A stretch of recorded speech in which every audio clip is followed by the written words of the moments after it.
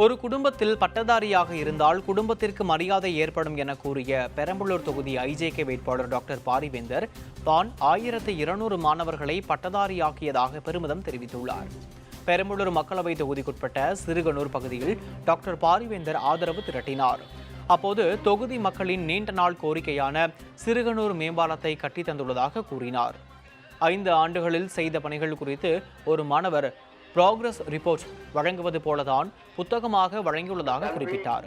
அரசு பள்ளிகளுக்கு 42 வகுப்பறைகள் மற்றும் மேல்நிலை நீர்த்தேக்க தொட்டி, கழிப்பறை வசதிகள் செய்து கொடுத்துள்ளதாக தெரிவித்தார்.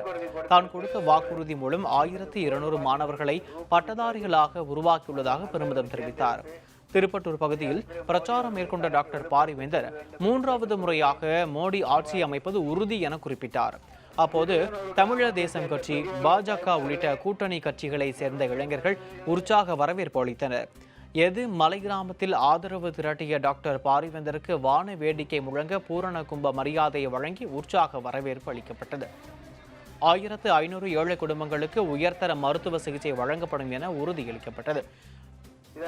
நடு இருங்கலூரில் பிரச்சாரம் செய்த டாக்டர் பாரிவேந்தர் 5 ஆண்டுகளில் பெரம்பலூர் தொகுதி மக்களிடம் மனுக்களை பெற்று தேவைகள் அனைத்தையும் நிறைவேற்றியுள்ளதாக குறிப்பிட்டார்.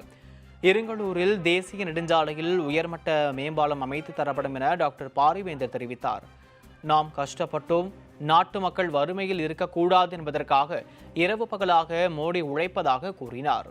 தொடர்ந்து கீழவங்காரம் கிராமத்தில் டாக்டர் பாரிவேந்தர் ஆதரவு திரட்டினார். மனிதனுக்கு தேவையான படிப்பு மற்றும் மருத்துவம் இரண்டையும் தான் வழங்குவதாக குறிப்பிட்டார்.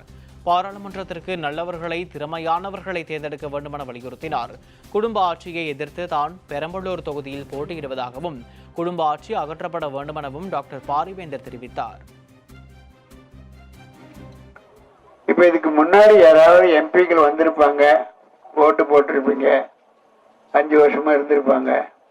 யாராவது இந்த 5 ஆண்டில் என்ன செய்தேன் என்பதை உங்களுக்கு புத்தகமாக போட்டு கொடுத்திருக்கிறார்களா என்றால் யாரும் பதில் இல்லை. ஆக அதை நான் தான் வெளிப்படையாக செய்திருக்கிறேன். காரணம், எனக்கு துணிவு இருக்கிறது, நம்பிக்கை இருக்கிறது. நான் சரியாகத்தான் இந்த பாராளுமன்ற இருந்திருக்கிறேன் என்ற அடிப்படையில் செய்து கொடுக்கிறேன்.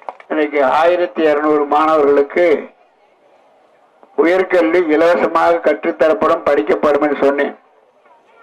அதுபோல 1200 ஏழை மாணவர்களை பெரம்பலூர் பாராளுமன்றத்தில் தேர்ந்தெடுத்து அவர்களை ஒரு நல்ல பல்கலைக்கழகத்தில் படிக்க வைத்து பட்டதாரி ஆக்கி இன்று பல பேர் அதில் வேலையில் இருக்கிறார்கள்.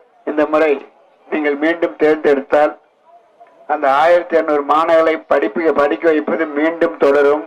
1200 ஏழை குடும்பங்களுக்கு உயர் மருத்துவம் செய்ய நான் ஏற்பாடு செய்வேன், காப்பீடு செய்வேன்.